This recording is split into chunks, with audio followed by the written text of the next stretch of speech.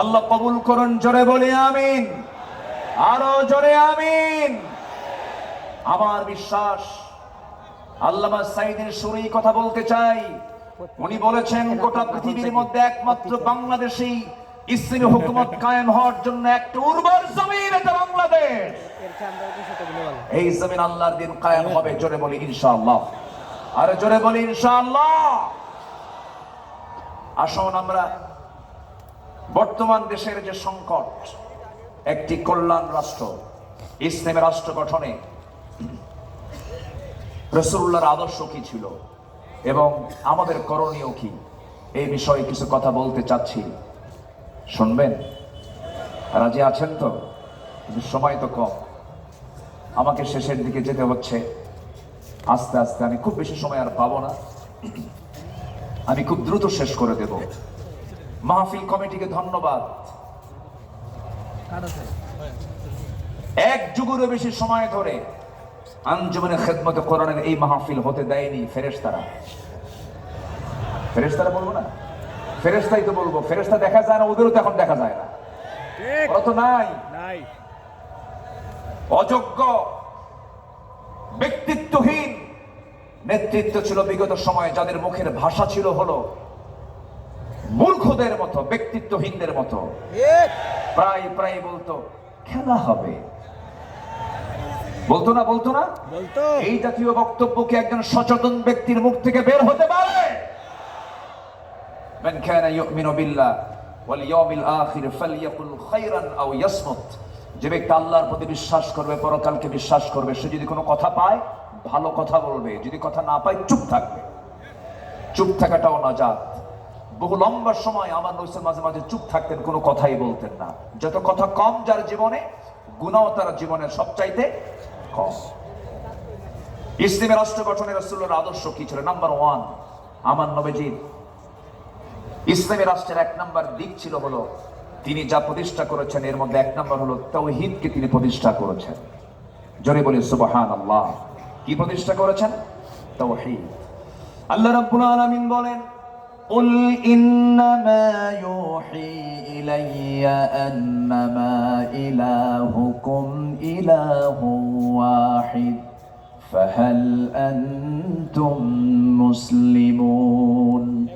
সূরাতুল আম্বিয়া 108 নম্বর আয়াত।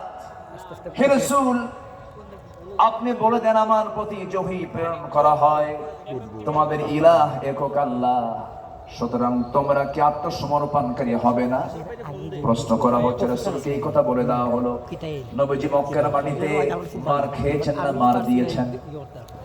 বলেন বলেন বলেন, মার খেয়েছেন না মার দিয়েছেন? আর মদিনার মাটিতে এসে মার খেয়েছেন না মার দিয়েছেন? তাহলে দিনের জন্য মায়ের খাওয়াও সুন্নাত।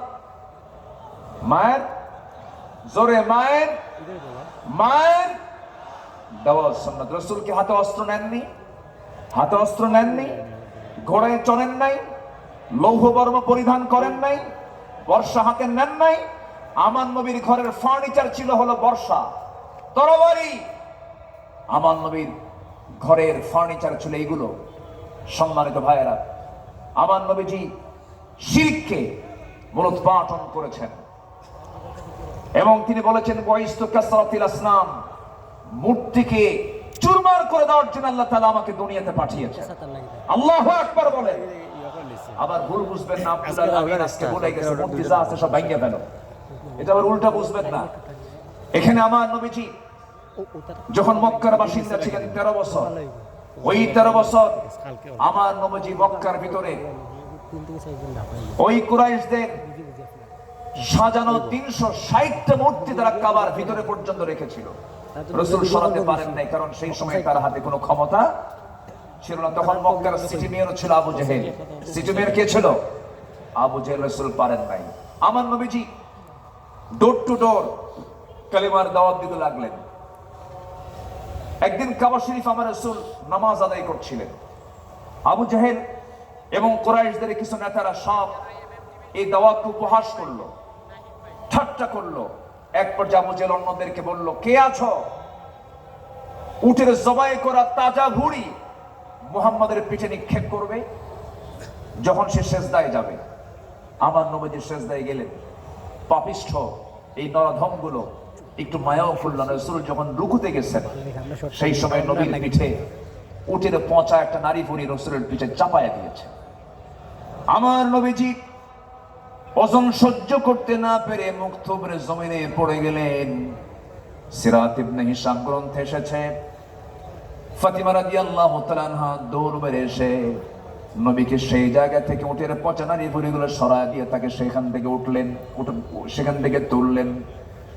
আমার নবীজি সেই দিন কাদা কাদা কণ্ঠে দুহাত উঁচু করে একটা দোয়া করেছিলেন। সেই দোয়াটা হলো, সেই দোয়ার মধ্যে বদদোয়া ছিল, নাম ধরে দোয়া করেছেন।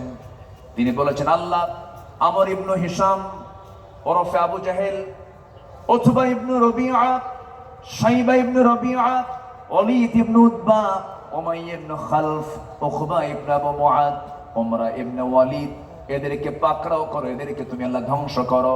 নবীর যে সেই বদদোয়া কবুল হতে বেশি সময় লাগে নাই, সবগুলো তার কিছুদিনের ব্যবধানে বদর প্রান্তরে, বদর কূপের মধ্যে সবগুলো জাহান্নামে চলে গেছে।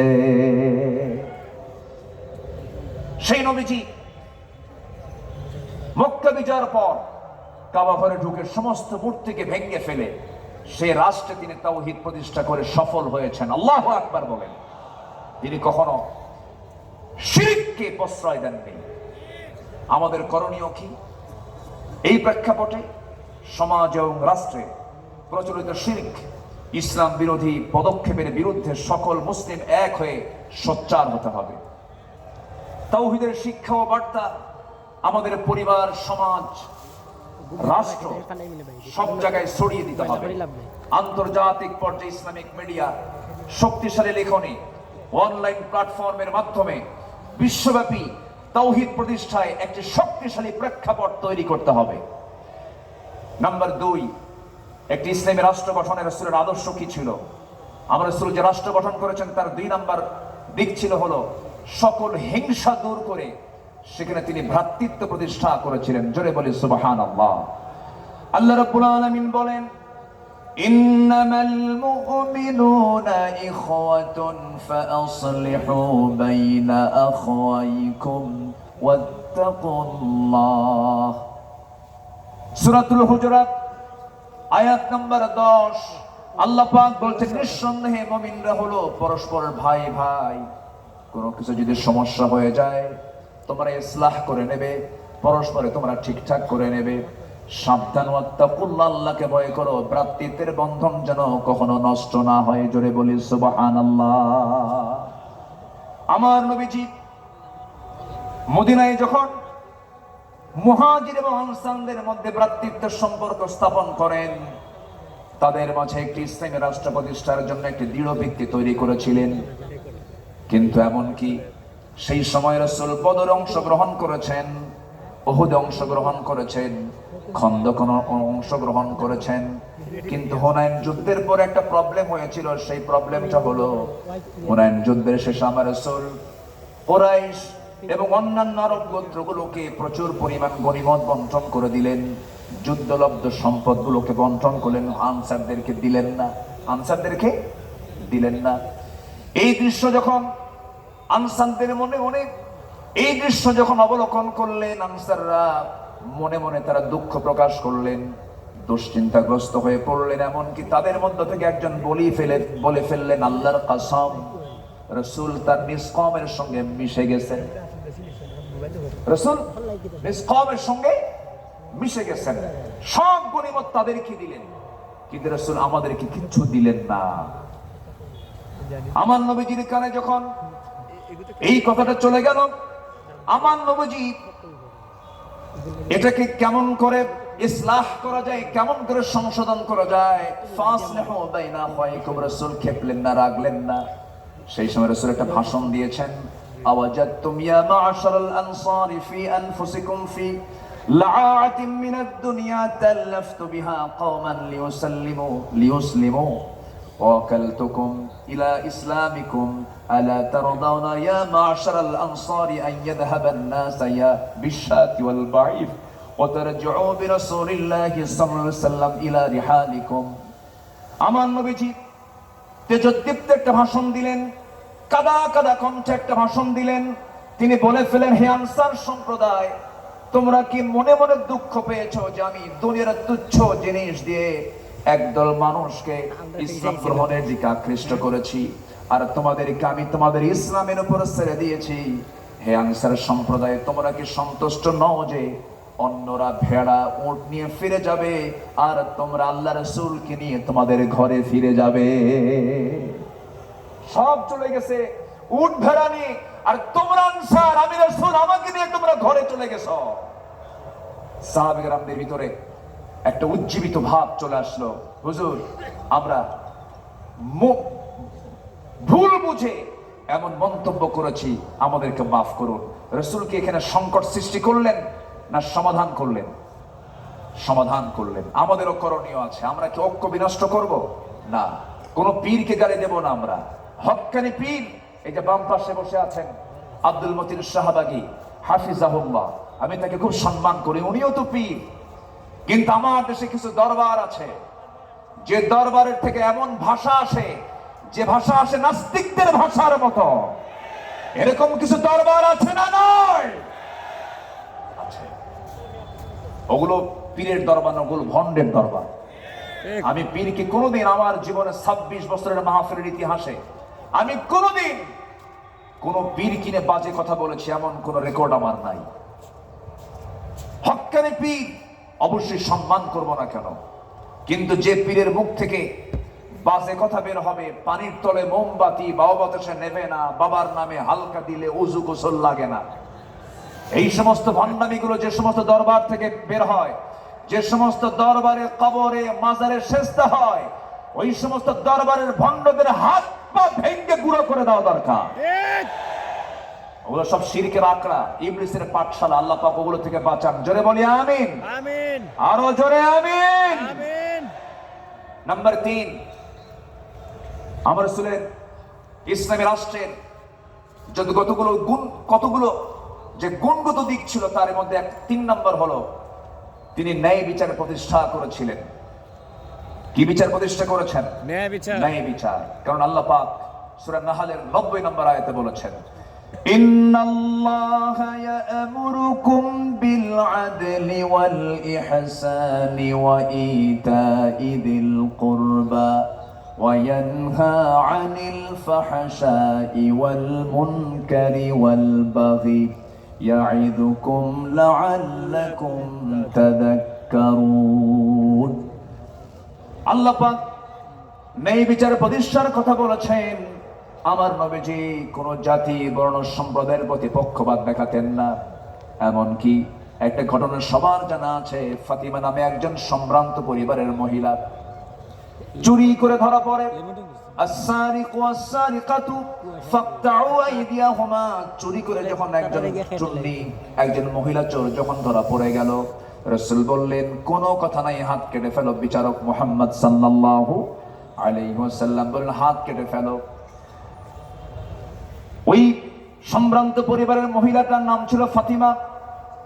তার বংশের লোকজন সব সাইয়েদনা ওমর ফারুকের কাছে এসে বলছে, ওমর ফারুক রাদিয়াল্লাহু তাআলা আনহু, তোমার কথা আমাদের রাসূল শুনবেন, একটু আমাদের জন্য সুপারিশ করা যায় কিনা? তিনি বললেন, ঠিক আছে, আমি যাব। নবীর সামনে গিয়ে দাঁড়ালেন, রাসূলকে লক্ষ্য করে বলছেন, ইয়া রাসূলুল্লাহি, দেখুন তো সম্ভ্রান্ত পরিবারের যেহেতু একজন মহিলা হাত কাটলে কেমন হয়, মান সম্মানটা নষ্ট হয়ে যায়। আমার নবীর সেই সময় রক্তিম আকারের চেহারা ধারণ হলো, রাসূলের চেহারা লাল হয়ে গেল এবং তিনি বলে ফেললেন, আল্লাহি লাউ আন্না ফাতিমাতা বিনতে মুহাম্মাদিন সারাকাত লাকাতাতু ইয়াদাহা। আল্লাহর কসম করে বলি, যদি এই মুহূর্তে ওই ফাতিমা না হয়ে যদি বিশ্বনবী মুহাম্মদ বিন আব্দুল্লাহর যদি কলিজার টুকরা মেয়ে ফাতিমা যদি চুরি করে ধরা পড়তো, আমি রাসূল সবার চোখের সামনে এনে আমি রাসূল নিজে আমি আমার মেয়ের হাত কেটে দিতাম। জোরে বলি আল্লাহু আকবার। আইন সবার জন্য কি? আইন সবার জন্য কি? সমান। নাম্বার 4 হলো সামাজিক দায়িত্ব। এবং দরিদ্রদের সহযোগিতা ছিল আমার রাসূলের মানে একটি রাষ্ট্রের অন্যতম একটা বৈশিষ্ট্য ছিল। সামাজিক দায়িত্ব এবং দরিদ্রদের সহযোগিতায় তিনি ব্যস্ত থাকতেন, কারণ অফি আমওয়ালিহিম হাক্কুল লিসাইলি ওয়াল মাহরুম। রাসূল এত দান করতেন, তার দানটা এত বেশি ছিল, তিনি বলেছেন আমার কাছে যদি উহুদ পরিমাণ সমান সোনা থাকতো, লাউ কানা লি মিসলু উহুদিন যাহাবান, তাহলে পছন্দ নয় যে তিনি 3 দিন অতিবাহিত হওয়ার পর তার কিছু অংশ আমার কাছে থাকুক, এটা আমি পছন্দ করতাম না, 3 দিনই সব শেষ করে দিতাম। আল্লাহু আকবার।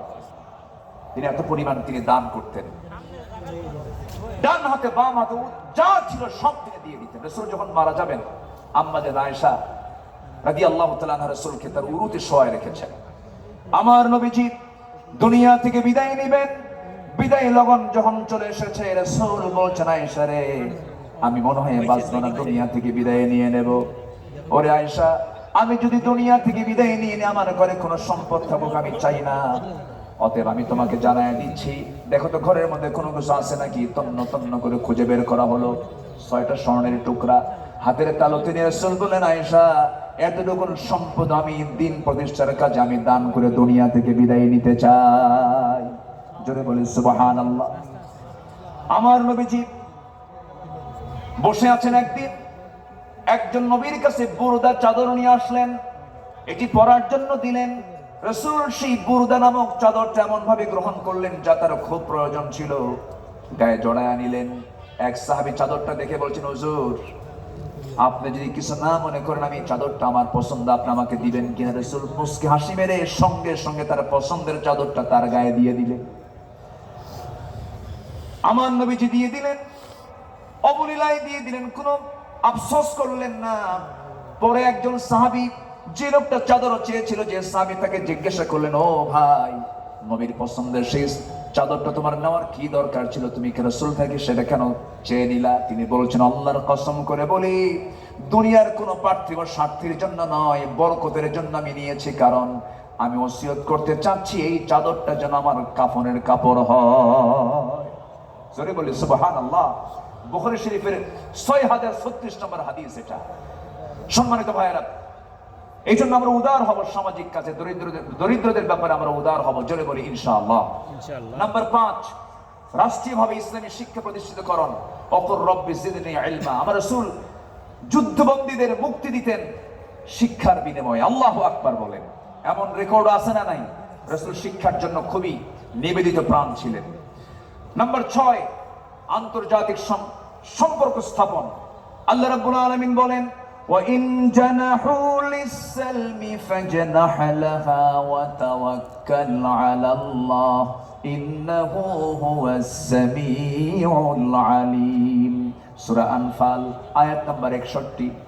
যদি তারা সন্ধির প্রতি ঝুঁকে পড়ে, তাহলে তুমিও তার প্রতি ঝুঁকে পড়ো এবং ভরসা করো কার উপরে? আসতে বলবেন না, কার উপরে? আমার নবী মদিনা রাষ্ট্র থেকে তিনি রোম সম্রাট হেরাক্লিয়াসকে চিঠি লিখেছেন, মিম মুহাম্মদ সাল্লাল্লাহু আলাইহি ওয়াসাল্লাম ইলা হেরাকাল। হেরাকালকে লক্ষ্য করে তিনি চিঠি লিখেছেন, আসলিম, আত্মসমর্পণ করো। এই যে জোরালো একটা চিঠি তার কাছে লিখে দিলেন রোম সম্রাট হেরাক্লিয়াস। এই চিঠিখানা পড়ে সভাসদবৃন্দকে ডাক দিয়ে বলতেছে, ও সভাসদবৃন্দ, এই যে চিঠিখানা যার পক্ষ থেকে এসেছে, মদিনার রাষ্ট্রের রাষ্ট্রপতি মুহাম্মদ সাল্লাল্লাহু আলাইহি ওয়াসাল্লামের পক্ষ থেকে এসেছে। এই চিঠির ভাষা প্রমাণ করে হেরাক্লিয়াসের পায়ের নিচের এই মাটির অংশ মুহাম্মদ একদিন দখল করে ছাড়বে। জোরে বলি আল্লাহু আকবার। আমরা কোন রাশাকে ভয় পাবো না, আমরা কোন পরাশক্তিকে ভয় পাবো না। রাশা বাঁচাবে না, আমেরিকা বাঁচাবে না, হিন্দুস্তান বাঁচাবে না, কেউ আমাকে বাঁচাবে না, কেউ আমাকে রক্ষা করতে পারবে না। আমাকে বাঁচাবেন তিনি কে? তার বড় প্রমাণ কোন গোয়েন্দা সংস্থা রিপোর্টে ছিল না 5 আগস্টের এই প্রেক্ষাপট তৈরি হবে। এটা করে দিয়েছেন তিনি কে? আসতে বলেন, তিনি কে? যুব সমাজ, এই রক্তকে ভোলা যাবে না। নবীর আদর্শ উজ্জীবিত হও। তোমার হাতে আগামীর বাংলাদেশ, আগামীর নেতৃত্ব তোমার হাতে। কোন চোর, বেঈমান, চরিত্রহীন, লম্পট, চাঁদাবাজদের হাতে কোনো নেতৃত্ব আমরা দেব না। আল্লাহ কবুল করুন। জোরে বলি আমিন, আরো জোরে আমিন। নাম্বার 7, বিপদে আপদে সংগ্রামের সমস্ত পরিস্থিতিতে মহান আল্লাহর উপরে পূর্ণ তাওয়াক্কুল করা, মহান আল্লাহর সাহায্যের ওয়াদা। এটা ছিল নবীর রাষ্ট্রের একটি গুরুত্বপূর্ণ দিক। রাসূল সবসময় ভরসা করতেন কার উপরে? আসতে বলবেন না, কার উপরে? আমার বিজয় কার হাতে? বিয়াদিকাল খাইর, সব কল্যাণ কার হাতে? ওয়াতুইজ্জু মান তাশা ওয়া তুযিল্লু মান তাশা, কার হাতে? আল্লাহর হাতে। ইদহুমা ফিল গার ইদ ইয়াকুলু লিসাহিবিহি লা তাহজান ইন্নাল্লাহা মা'ানা ফাআনজালাল্লাহু সাকিনাতাহু আলাইহি ওয়া আইয়াদাহু বিজুনুদিন লাম তারাওহা। আল্লাহু আকবার বলেন। সম্মানিত ভাইরা, সময় কম, আমি সামারাইজ করে বলছি। নাম্বার 8, ন্যায়ের পথে নিজেকে অবিচল রাখা। পরিবার ও সমাজে ন্যায় শৃঙ্খলা প্রতিষ্ঠা করা ছিল রাসূলের রাষ্ট্রের একটি গুরুত্বপূর্ণ নীতি, একটি মূল নীতির একটা অংশ ছিল। আমরাও এদিকে খেয়াল করব, জোরে বলি ইনশাআল্লাহ। নাম্বার 9 হচ্ছে পরামর্শ ভিত্তিক নেতৃত্ব। নেতৃত্ব হবে একক না পরামর্শের ভিত্তিতে? বলেন, আমার রাসূলের রাষ্ট্রের একটি গুরুত্বপূর্ণ অংশ ছিল রাসূল এমনকি স্ত্রীর কাছ থেকেও পরামর্শ নিয়েছেন। আল্লাহু আকবার। সম্মানিত ভাইরা, সম্মানিত দ্বীন বন্ধুগণ, আর দুটো পয়েন্ট আমি বলতে চাচ্ছি। নাম্বার 10 হচ্ছে রাসূল সাল্লাল্লাহু আলাইহি ওয়াসাল্লাম রাষ্ট্র গঠনে ছোট থেকে বড় সকলের উপরে জুলুমকে হারাম করেছিলেন। এমনকি একটা প্রাণীকেও তিনি জুলুমের শিকার হতে দেননি। জোরে বলি আল্লাহু আকবার, জোরে বলি আল্লাহু আকবার। আমার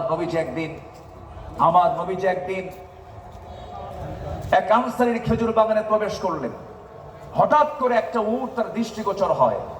উটটি নবী করিম সাল্লাল্লাহু আলাইহি সাল্লামকে দেখে কাঁদতে লাগলো এবং তার চোখ দিয়ে অশ্রু গড়িয়ে পড়ল। রাসূল উটটির কাছে গিয়ে তার মাথায় হাত বুলিয়ে আদর করলেন এবং উটটি কান্না থামালো। তিনি জিজ্ঞেস করলেন, এই উটের মালিককে?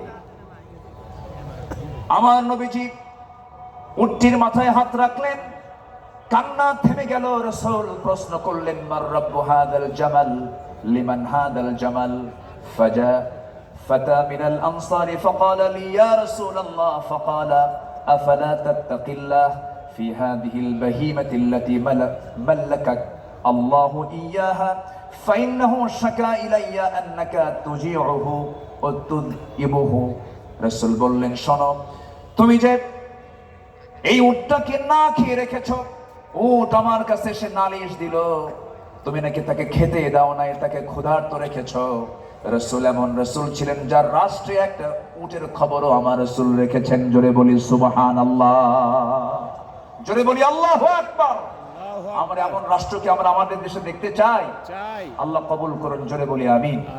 নাম্বার 11 হলো জাতীয় এবং আন্তর্জাতিক পর্যায় থেকে আসা সকল হুমকি ভয় ভীতিকে তোয়াক্কা না করে দ্বীন প্রতিষ্ঠার সংগ্রামে আল্লাহর উপরে পূর্ণ আস্থা এবং দৃঢ়তা নিয়ে চলা। সকল আস্থার জায়গা আমাদের একটাই, সেটা হচ্ছে তিনি কে? আসতে বলবো না, তিনি কে? নাম্বার 12 হলো ছোট পরিসর থেকে বড় পরিসর প্রতিটি স্থানে তাকওয়া ভিত্তিক নেতৃত্ব গড়ে তোলা। কি ভিত্তিক? বলেন, কি ভিত্তিক? তাকওয়া ভিত্তিক নেতৃত্ব গড়ে তোলা। যেই নেতৃত্বে তাকওয়া থাকবে। সাইয়েদনা ওমর ফারুক অসুস্থ হয়ে পড়লেন। অসুস্থ হয়ে তার মধুর প্রয়োজনের জন্য তিনি বললেন, না, আমি মধু দিয়ে সুস্থ হতে চাই না। মধুর প্রয়োজন, কিন্তু আমার জনগণ সবাই তো মধু খেতে পারে না। আমাকে যদি অনুমতি দেওয়া হয় মধু পান করব। চিন্তা করে দেখুন কি পরিমাণ তাদের মধ্যে জনগণের জবাবদিহিতার চিন্তা মাথায় ছিল। আমার বন্ধুগণ, ওমরে ফারুকের কথা যদি শুরু হয়ে যায় সহজে তো শেষ হওয়ার কথা নয়, বহু আলোচনা ছিল। সাইয়েদনা ওমরের মতো একটা শাসক আল্লাহ পাক আমার দেশে আল্লাহ পাক দিয়ে দেন। জোরে বলি আল্লাহুম্মা আমিন, আরো জোরে আল্লাহুম্মা আমিন। আমি কথা আর সামনের দিকে বাড়াতে পারছি না। আমার পরবর্তী মেহমান আমার অত্যন্ত কাছের, আমার হৃদয়ে, আমার অগ্রজ, দেশ বরেণ্য আলেম দ্বীন টেকেরহাটের